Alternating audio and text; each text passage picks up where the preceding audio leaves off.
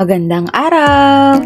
Ako si Chris, isang migrant domestic worker dito sa bansang Singapore. So for today's video ay gagawa tayo ng isang German recipe na kung tawagin ay cabbage roll o kung tinatawag sa kanila is Kohlrouladen.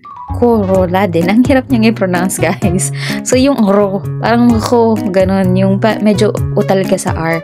Ganun kasi sila magsalita. Yan lang naman yung kailangan mo, cabbage. Yung minced beef or minced pork. Basta kahit anong mince yung ipapalaman mo sa cabbage and yung panali. After ko nga matali ito, ay gagawa naman ako ng sauce niya, which is kailangan ko lang ng beef stock at saka yung cream. So, papakuluan ko lang yun and ilalagay ko dun yung cabbage roll na nagawa ko.